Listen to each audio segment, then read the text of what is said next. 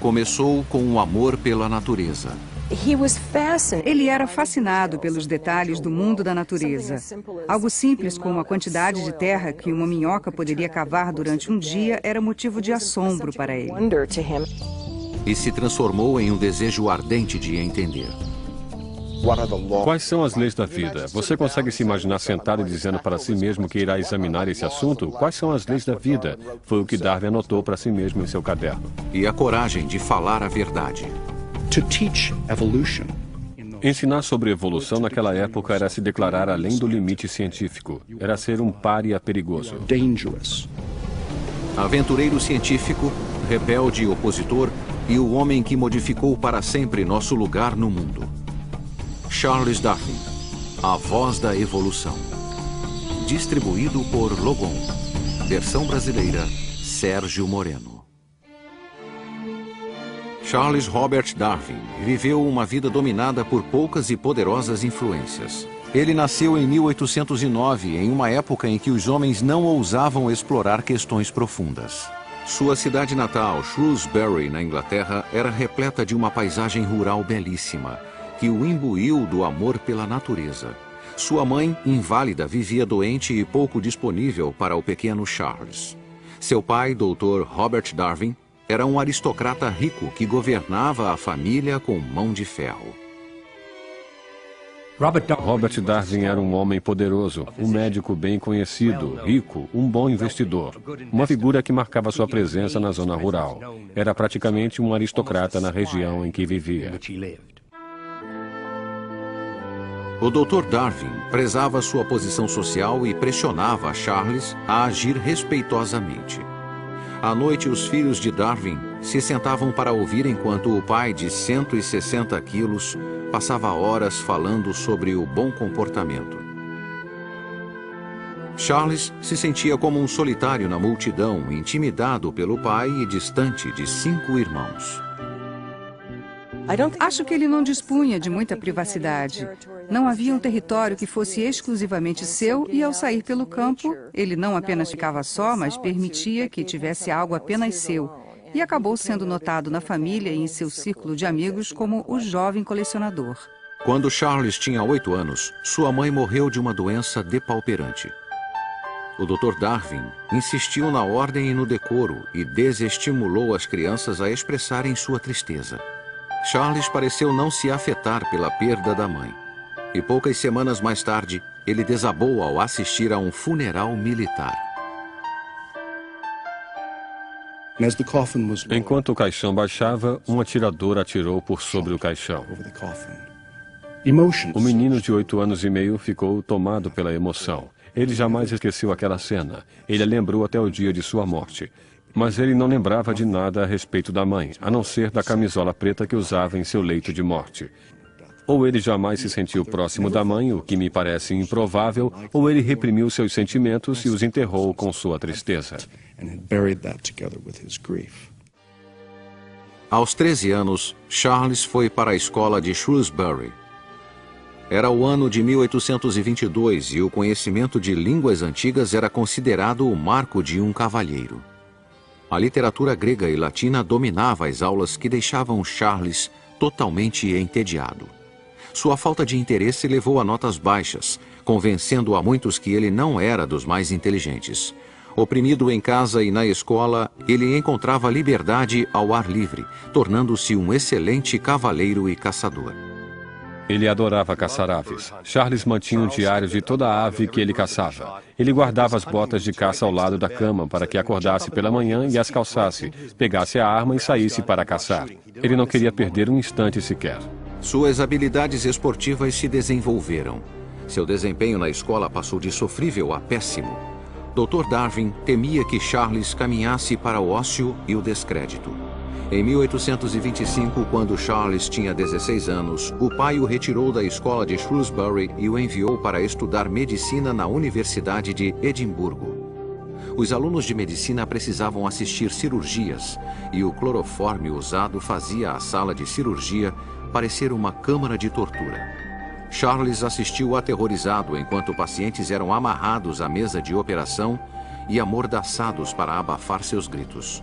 Ele ficou devastado pelo sofrimento e saiu da sala para jamais voltar.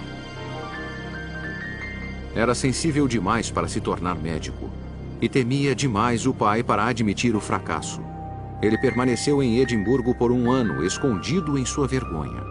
Quando finalmente voltou para casa, o pai propôs um novo caminho para a respeitabilidade. O pai disse, tudo bem, Charles. Se não quer ser médico, por que não ser um sacerdote? Você não precisa ter tanta fé para isso. A maioria dos sacerdotes não a tem, mas não conte isso para sua esposa. Guarde isso para si e será convidado para as melhores festas. Você terá um belo salário, uma bela casa e terá tempo livre para vagar pelo campo, colecionando besouros e ninhos de pássaros. Charles concordou em estudar para ser pastor, ávido por uma chance de se redimir. E graças à riqueza e à influência do pai, ele foi prontamente aceito na Universidade de Cambridge. Aos 22 anos, ele se liberou e curtiu os prazeres da juventude. Ele gostava de beber uísque e jogava 21 até de manhã. Saía com uma jovem chamada Fanny Owen, sua primeira namorada. Ele parecia mais perdido que nunca. Até que encontrou um homem que mudou sua vida. O professor John Henslow, clérigo de profissão e botânico amador, que despertou a paixão adormecida de Darwin pelo mundo da natureza. Suas longas caminhadas eram tão comuns que Darwin era chamado o homem que anda com Henslow.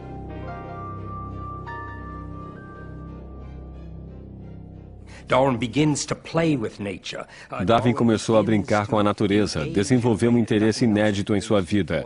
Embora tenha feito poucos cursos de história natural ou geologia, absorveu conhecimento de pessoas à sua volta e por seu próprio contato com a natureza. Ele se tornou um ávido colecionador de plantas e animais, com zelo especial por espécies de besouros. Ele pegou um besouro em uma das mãos e viu outra espécie rara e o pegou com a outra mão. Viu um terceiro e queria muito aquele besouro. Então colocou o segundo na boca enquanto pegava o terceiro. Mas o segundo besouro lançou um líquido ruim e Darwin o cuspiu, deixando cair o terceiro besouro, ficando apenas com um besouro e com um gosto ruim na boca. Ele devorava longos relatos de vários volumes de exploração científica e sonhava com aventuras distantes. Ele negligenciava os estudos e quase saiu de Cambridge sem um diploma de teologia. E então, ao visitar Shrewsbury, recebe uma carta do professor Henslow. O navio real, o HMS Beagle, zarparia em breve para uma viagem ao redor do mundo. O capitão procurava um jovem parceiro e naturalista. Estaria Darwin interessado? Darwin ficou exultante. Ele estava ansioso para conhecer o mundo. Estava entusiasmado em viajar, mas quando foi para a cama naquela noite, escreveu em seu diário: "Recusei a oferta de viagem." E o motivo foi a recusa do pai em lhe dar permissão.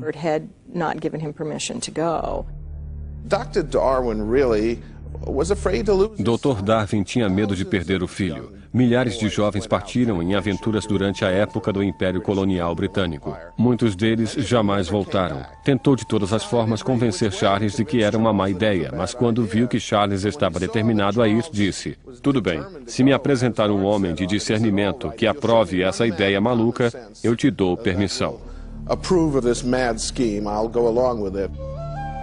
Charles encontrou esse homem no tio, Josiah Wedgwood, que persuadiu o Dr. Darwin a custear a viagem do filho.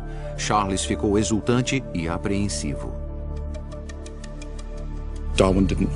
Darwin não imaginava o significado daquela viagem. Não sabia se sobreviveria. Esperava convencer as pessoas que respeitava, principalmente em casa, aqueles dos quais queria a aprovação. Seu pai, seus professores de Cambridge, de que era capaz de ser alguém. Possuía um desejo ardente de fazer isso.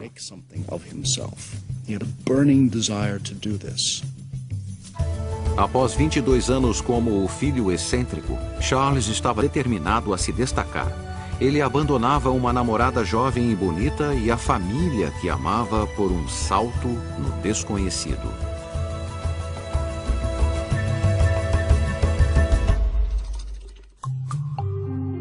Charles Darwin havia sonhado em viajar pelo mundo e em 1831 seu sonho parecia estar ao seu alcance. A coroa britânica havia designado o HMS Beagle para mapear rotas marinhas ao longo da América do Sul e o capitão procurava um naturalista para a viagem. Darwin, aos 22 anos, enfrentaria um obstáculo: a aprovação do capitão Fitzroy. Fitzroy era um entusiasta da chamada fisionomia, a ideia de revelar o caráter de um homem pelos traços do rosto ou pela forma do corpo. E Fitzroy não gostou do formato do nariz de Darwin. Achou que poderiam não se dar bem juntos. Seus modos cavalheirescos e paixão pela viagem convenceram Fitzroy. Darwin ficou exultante até que viu o Beagle. Ele o olhou. Tinha 27 metros de comprimento. Era pequeno. 7 metros de largura no seu ponto mais largo. Era pequeno. Olhou o camarote que teria que compartilhar. Precisava se curvar para entrar. Ele tinha 1,82 m e o teto era mais baixo. Seriam seus aposentos, o que claramente lhe dava uma sensação de claustrofobia. Das cartas de Darwin às irmãs, pais e amigos, vê-se que estava tomado por uma sensação de pânico. Deveria voltar atrás, mas é claro que não poderia. Ele sabia disso, era um cavalheiro, havia aceitado. Darwin chamou o camarote confinado de mal incessante. Ele se perguntava como 74 homens poderiam conviver durante os próximos 3 ou 5 anos quando soube que a embarcação era uma fragata, uma classe de embarcação instável conhecida como caixão flutuante. O navio ficou ancorado por meses esperando pelo bom tempo. Certa noite, alguns marinheiros se embebedaram. Na manhã seguinte, Fitzroy mandou que fossem açoitados. Darwin ficou horrorizado com o corretivo brutal e se perguntou se aguentaria uma viagem longa. Ele ficou tão ansioso que passou a ter dores torácicas. Finalmente, o Beagle zarpou e ele imediatamente descobriu um novo tormento. O pior de tudo era o enjoo. Ele sofria de enjoo no mar, como todos os Darwin, inclusive eu, através de gerações. É uma herança difícil que me faz vomitar o tempo todo.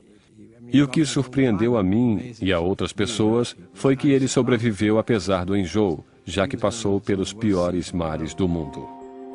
Nem mesmo o sono lhe trazia a paz. Sua cama era uma rede do tamanho da cabine e passava a noite indo de lá para cá, com uma regularidade nauseante. Após 2 meses, o Beagle chegou à América do Sul. Darwin recebeu suas primeiras cartas de casa e foi atingido por mais um golpe arrasador.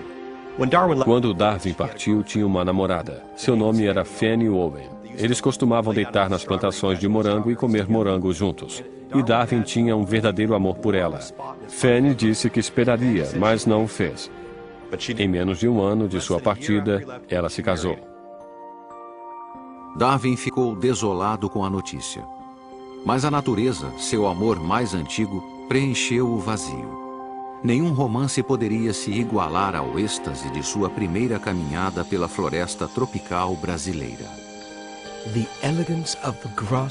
A elegância das folhagens, a novidade das plantas parasitas, a beleza das flores me encheram de admiração. Esse dia trouxe um prazer maior que jamais imaginei sentir novamente. A mente é um caos de fascínio. Charles Darwin. Charles Darwin. Incansável, ele recolheu fósseis, peles e carcaças de centenas de formas de vida exóticas. Sempre que o Beagle aportava, era o primeiro a desembarcar para subir as montanhas. Ele andou por 640 quilômetros com gaúchos fortes, em suas palavras, os cowboys da América do Sul. Eram homens rudes e violentos. Darwin era um cavaleiro e os acompanhou bem. Quando jovem, ele era muito forte e vigoroso. Seus modos gentis conquistavam tanto nativos quanto seus rabugentos companheiros de viagem. Os marujos o chamavam de filo ou filósofo e o achavam excêntrico, mas inofensivo. Eles construíram barris para guardar sua coleção crescente de espécimes raros. Eles achavam que era importante e tinham razão. Ele havia se disposto a decifrar o enigma da intricada teia da natureza passo a passo. Ele descobriu um indício essencial nas montanhas acima da cidade de Salvador. Ele olhou para cima e viu ao longo da montanha uma faixa estreita que descobriu serem conchas. Seguiam regularmente pelo terreno, bem mais alto que o mar, e Darwin começou a se perguntar o que havia ocorrido. A terra teria se erguido ou a água baixara? A cristandade achava que a superfície terrestre permanecera fixa desde o dilúvio. Suas próprias observações lhe diziam que era um planeta em constante mudança. Inflamado por seu entusiasmo intelectual, ele parecia desatento a potenciais perigos. Na Argentina, ele desafiou o cruel ditador, o general Juan de Rosas. Darwin precisava vê-lo para obter um passaporte. Ele se denominou Dom Carlos, naturalista. E perguntaram, naturalista? O que é naturalista? E ele respondeu através do intérprete que um naturalista era um homem que se interessava por tudo, por qualquer coisa. E disseram, um espião. Darwin conseguiu conquistar Rosas, obtendo passe livre e acompanhantes para entrar na densa floresta. Ele estava cada vez mais seguro de si até que encontrou os selvagens da Terra do Fogo.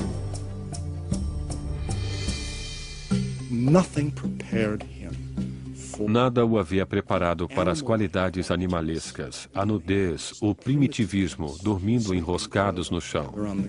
Ele mal podia crer que o mesmo Deus havia criado humanos tão rudes, humanos tão elevados como ele próprio, e ainda os refinados professores de Cambridge. A experiência o convenceu de que o homem seguramente tinha raízes no reino animal. Todas as criaturas da Terra tinham parentesco e eram vulneráveis aos caprichos da natureza. Darwin chegou muito perto de não modificar o curso da história ocidental quando passaram pela primeira vez pelo Cabo Horn. Havia ondas imensas e o Beagle foi assolado 3 vezes e, finalmente, na terceira, se inclinou para o lado e a cabine de popa começou a encher de água e os barcos se soltaram. Se houvesse um quarto vagalhão, todos estariam perdidos. Darwin periodicamente encaixotava espécimes e os enviava ao professor Henslow, em Cambridge. Ele recebeu cartas em vários portos, mas após 2 anos não havia recebido uma palavra sequer de Henslow. Começou a achar que seu trabalho era inútil, que a viagem toda era uma perda de tempo. Finalmente ele recebeu uma carta. Henslow adorara o acervo e louvava o brilhante trabalho de Darwin. Darwin ficou exultante. Henslow chegara a divulgar o trabalho de Darwin sobre fósseis entre os cientistas britânicos, fazendo de Darwin uma celebridade. Mas suas coleções não se comparavam às de um pequeno arquipélago na costa do Equador. Ele não imaginava que seu destino e o curso da história humana mudariam com o que ele descobriu nas Ilhas Galápagos. Sua primeira reação na ilha foi de desalento. A distância parecia árida e infernal. Ao olhar novamente, percebeu que era repleta de vida estranha e exótica.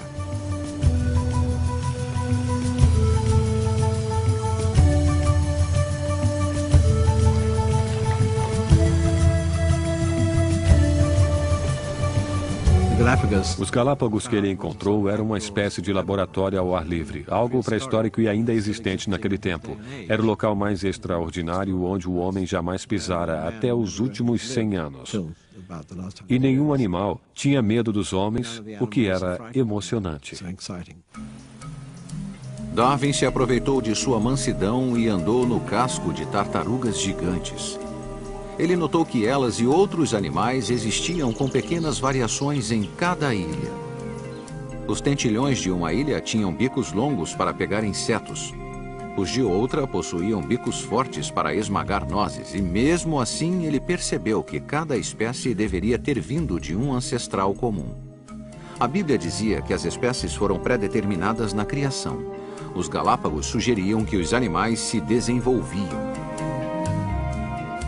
A descoberta de Darwin parecia desafiar a Deus. Ele escreveu a um amigo: é como confessar um assassinato, mas preciso acreditar que as espécies podem se modificar, evoluir. Bom, era como um assassinato, porque um assassinato é um crime capital. Os assassinos são punidos. Darwin sentiu que seria punido. Darwin lutara a vida toda para seguir os princípios do bom comportamento ensinados pelo pai. Ele havia estudado medicina e religião para se enquadrar em uma sociedade respeitável.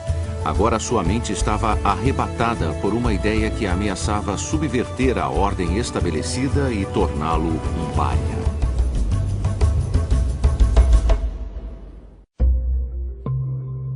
Em 1836, o HMS Beagle retornou à Inglaterra após 5 longos anos no mar. Charles Darwin havia começado a viagem como um jovem assustado recém-saído da faculdade. Ele a terminou como um homem confiante de 27 anos. Havia sobrevivido a constantes enjoos e a perigosos nativos e, apesar disso, havia feito um trabalho brilhante como naturalista. Durante a viagem, havia descoberto mais de 1.500 animais, preservados em álcool, quase 4.000 amostras de peles, ossos e espécimes secos, muitos deles novos para a Europa Ocidental.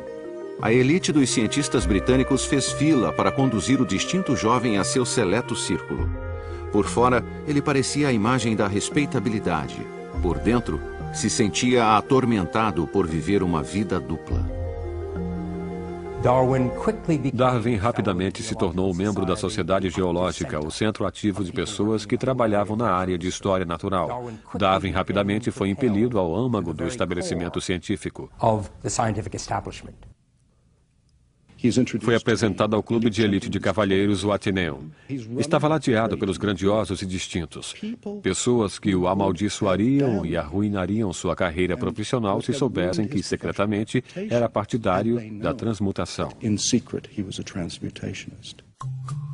A transmutação, como a evolução era chamada na época, dominava seus pensamentos íntimos. Convencido de que espécies se modificam, ele se voltou para o próximo mistério. Por qual mecanismo elas se transformam? Uma viagem de descoberta não se resume a ver novas paisagens, mas voltar para casa e ver a paisagem familiar sob um novo olhar.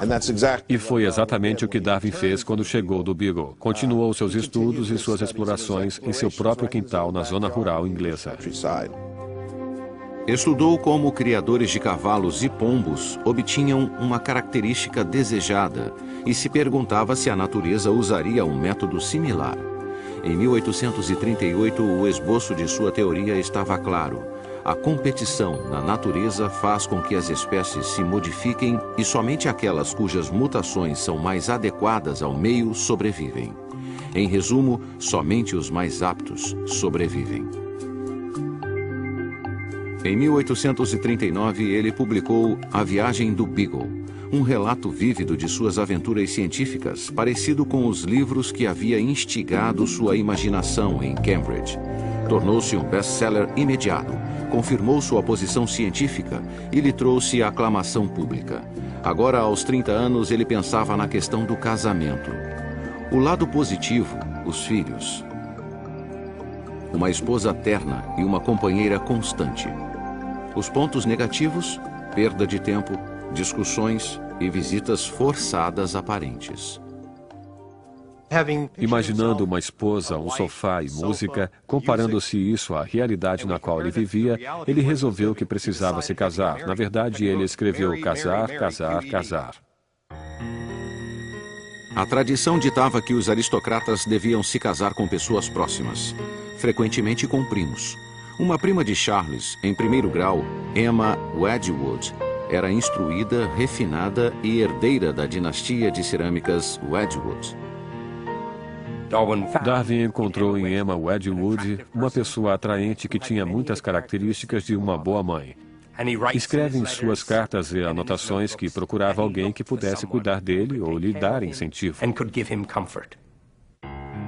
Emma sentiu-se atraída pela sensibilidade de Darwin e entusiasticamente aceitou seu pedido de casamento. Com a riqueza das duas famílias, Darwin jamais precisaria se preocupar em ganhar a vida.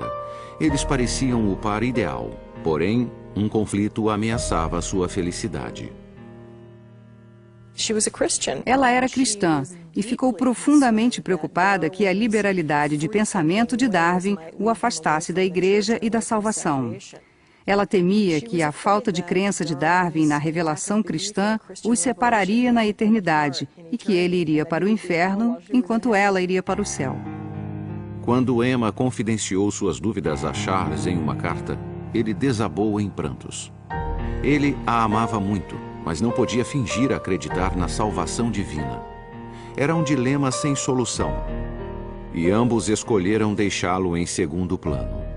Em 1839, eles se casaram e 3 anos depois mudaram de Londres para a zona rural inglesa.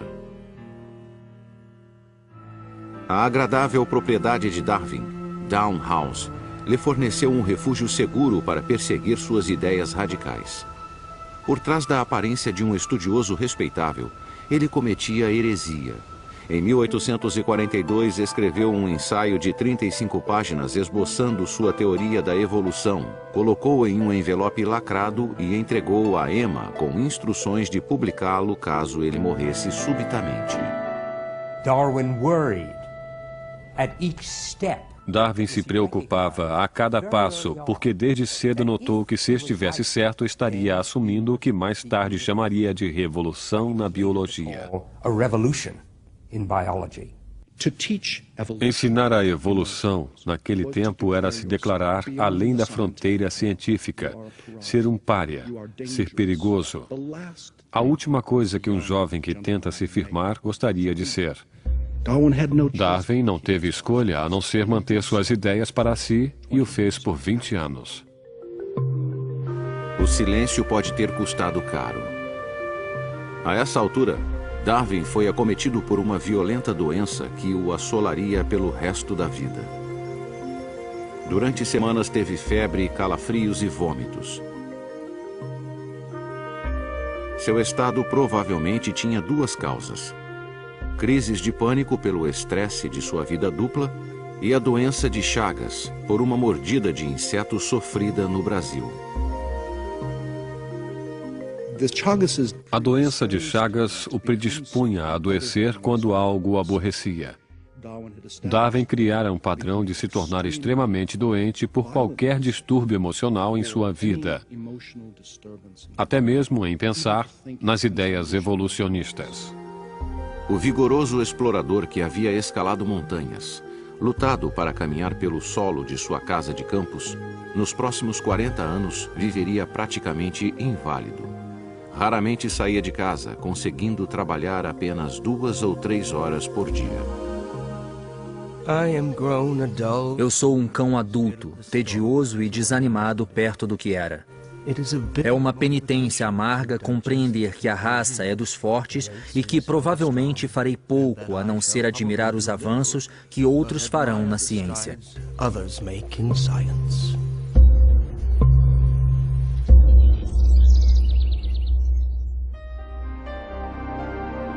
Darwin passou grande parte da década de 1840 fugindo do segredo bloqueado em sua mente. Sua teoria da evolução era explosiva demais para ser transmitida ao mundo. Poderia arruinar sua reputação e a de sua família. Problemas crônicos de saúde limitavam seu trabalho diário a poucas horas, tempo que era gasto explorando os menores detalhes da natureza. Ele dedicou 8 anos a uma análise exaustiva dos cirrípedes marinhos. Durante muito tempo, a casa de Darwin era o mundo dos cirrípedes. Havia cirrípedes em jarros por toda a parte. Há uma história de que um amigo do filho de Darwin o visitou e perguntou: onde o seu pai trabalha com os crustáceos? Sua doença o confinou a Down House e o forçou a trazer para si o mundo exterior através de um vasto universo de correspondência. Ele buscava informações com o mesmo apreço que havia colecionado besouros. Entrava em contato com todos, desde marujos a missionários e naturalistas, em busca de espécimes distantes e descobertas científicas. Ele trabalhava com afinco, escrevia cartas dia após dia, quer estivesse doente ou bem. Darwin escrevia cartas para outros cientistas explorando suas ideias. Onde viu isso? Onde encontrou aquilo? Você já ouviu falar disso? Então havia uma fascinante tensão entre Darwin, o consumado cientista internacional, e Darwin, o recluso.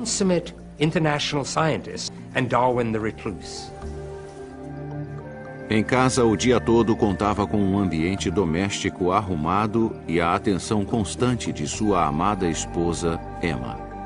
Ela era sua enfermeira e protetora, abrigando-o de visitas não desejáveis.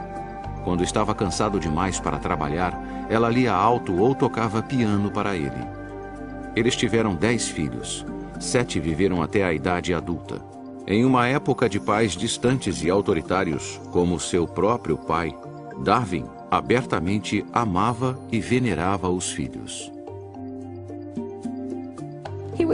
Ele nunca estava ocupado demais para dar atenção a seus interesses ou para brincar com eles. Na verdade, um de seus filhos, aos 4 anos, entrou no escritório de Darwin e tentou suborná-lo com 6 centavos para deixar o trabalho e ir brincar com as crianças. Ele era muito afetuoso, era muito apegado aos filhos e gostava de se divertir com eles. Assim como Darwin amava os filhos, eles entendiam sua sensibilidade incomum ao sofrimento. Quando as crianças se machucavam, sofriam um corte ou um arranhão, elas esperavam no corredor do escritório de Darwin até que ele saísse para colocarem curativos, porque a visão de ferimentos o deixava devastado e eles queriam poupá-lo desse sofrimento. Ele tinha uma ligação especial com a filha mais velha, Annie. Uma criança alegre e otimista.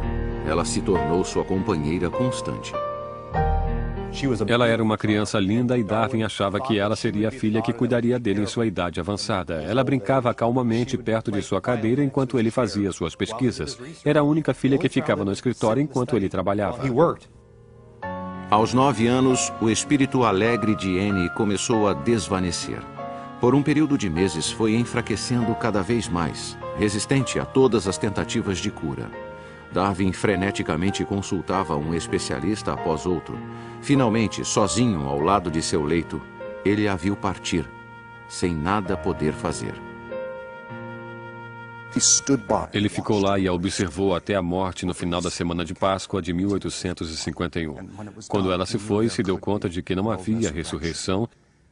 E acho que a morte de Annie, esmagada pela luta pela vida, marca o fim da crença de Darwin em um universo justo e ético.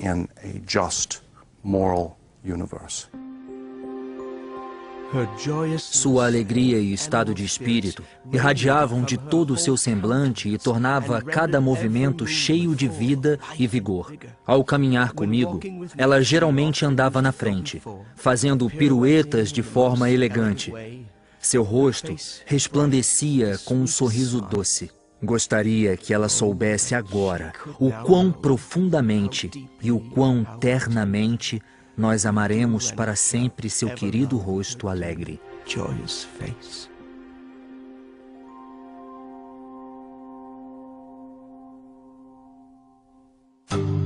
Após a morte de Annie, Darwin retomou o trabalho adiado por tanto tempo, a revelação pública de sua teoria da evolução. Ele passou anos escrevendo, refinando, aperfeiçoando seu livro, até que um incidente em 1858 repentinamente o reanimou. Havia esperado 20 anos para publicar, e agora o naturalista inglês Alfred Wallace havia independentemente desenvolvido ideias similares sobre a evolução e a seleção natural. Darwin estava determinado a reivindicar crédito público por sua ideia revolucionária e irrompeu em um frenesi de escrever durante 13 meses. Ele sabia que seu livro ameaçaria sua reputação e colocaria em perigo o futuro dos filhos. E o pior de tudo, traria sofrimento para uma mulher que ele chamava de meu anjo. Emma, a esposa, era uma cristã devota. Darwin a amava, a respeitava verdadeiramente. E, portanto, fazer algo que obviamente a magoaria era algo que ele detestaria fazer. E mesmo assim, estava claro para ele, desde o início, que a ideia que ele lançava era algo que ela teria extrema dificuldade em lidar. Porque a evolução implicava que os humanos eram meramente animais sem uma alma imortal, os cristãos a consideravam imoral. Sem a alma não há incentivo para se viver uma vida de bem. Não há paraíso ou inferno, não há recompensas nem punições. E enquanto lutava para terminar o livro, Darwin sentia que sofria por seus pecados. Ele tinha furúnculos, caiu e machucou a perna. Mal podia andar. Vivia vomitando e tentava corrigir a prova do livro e enviava cartas para acompanhar as cópias de apresentação para seus amigos de Cambridge, seus clérigos.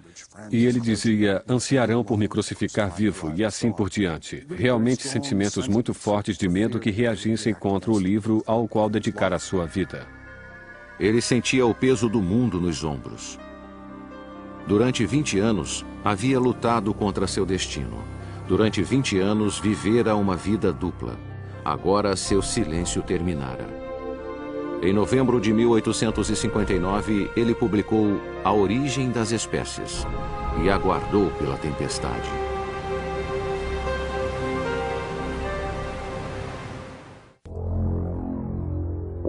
Em 1859, aos 50 anos, Darwin revelou sua teoria da evolução e a origem das espécies. Isso causou um alvoroço imediato. A primeira impressão de 1.250 exemplares vendeu em um único dia. Darwin e sua teoria foram incompreendidos. As pessoas acreditam hoje que ele disse que descendemos dos macacos. Ele jamais disse isso. Disse que macacos e humanos vieram de um ancestral comum e seguiram um caminho diferente.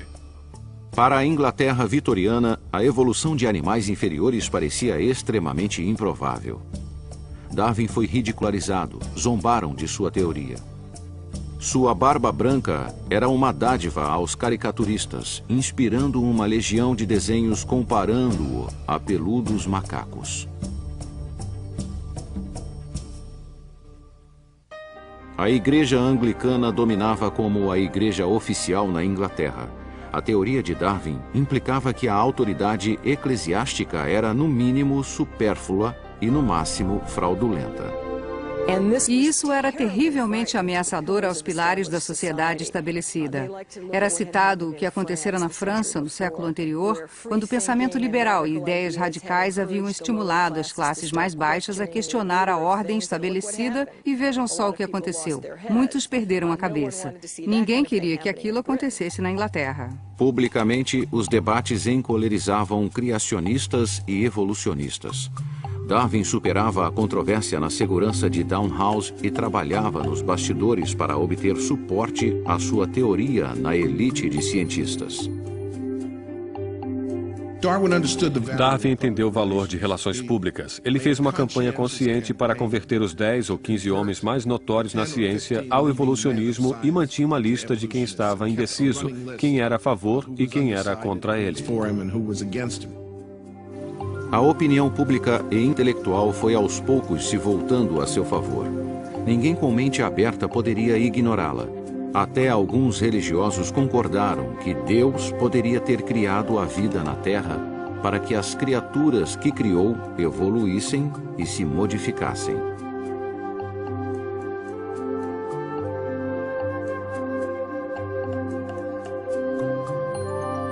Em 1871, Darwin publicou A Origem do Homem, pela primeira vez ligando diretamente a ancestralidade humana aos animais inferiores. Para sua surpresa, a obra foi recebida sem o furor que havia cercado a origem das espécies. Em apenas uma década, suas ideias haviam se tornado parte da corrente principal, e a enorme carga da evolução finalmente retirada de seus ombros fez com que sua saúde melhorasse consideravelmente. Os sintomas terríveis de mais de 30 anos desapareceram. Ele vagava pelo terreno de Downhouse com vigor renovado, avidamente interessado no estudo detalhado de vermes. O mundo havia mudado em 20 anos desde A Origem das Espécies. Enquanto muitos ainda discordavam das ideias de Darwin, ninguém era ridicularizado por discuti-las. Darwin se tornou uma figura idosa respeitada e foi agraciado com um diploma honorário de Cambridge, 50 anos após quase ter sido reprovado. Sua alma estava em paz, a não ser pelo conflito doloroso e não resolvido com a esposa, Emma. Emma acreditava piamente na vida eterna para os cristãos salvos e ficava muito triste em pensar que ela e Darwin não passariam aquela vida juntos. Essa diferença religiosa se tornava mais pungente à medida que os anos finais se aproximavam. Em abril de 1882, Darwin, aos 73 anos, sofreu um grave ataque cardíaco e passou os poucos dias que lhe restavam como a maior parte de sua vida, amparado por sua querida Emma.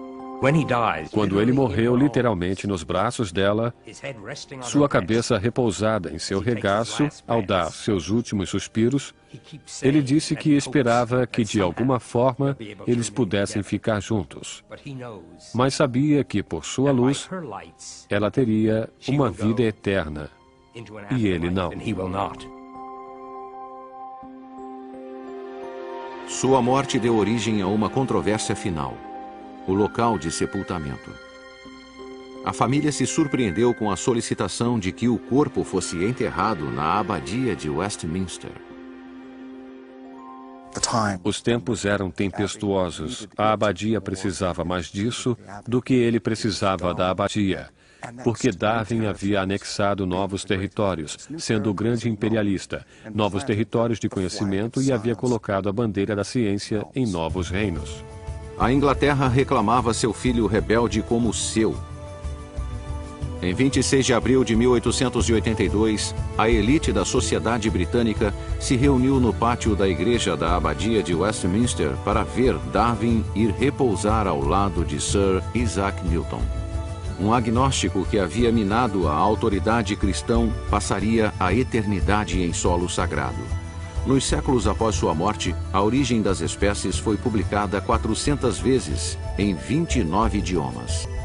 Seus princípios sobre a modificação por elementos naturais alteraram para sempre a forma como vemos o mundo. A partir da publicação de A Origem das Espécies, Deus foi posto de lado em área após área, na medida em que a explicação natural tomou conta. Todos os fenômenos de seres vivos, inclusive os humanos, sua organização social, seu comportamento, são desenvolvidos e controlados pelas forças naturais. Darwin modificou a visão de mundo para sempre, como poucos homens fizeram no curso da história. Ele deu origem a uma nova era na ciência, assim como na cultura popular. Acho fascinante que seu nome apareça nos jornais e revistas e até na televisão. Praticamente todos os dias há menção a Charles Darwin, o que me é muito caro. Na verdade, já me perguntaram se podiam me tocar ao saberem que sou seu bisneto. Isso me impressiona bastante.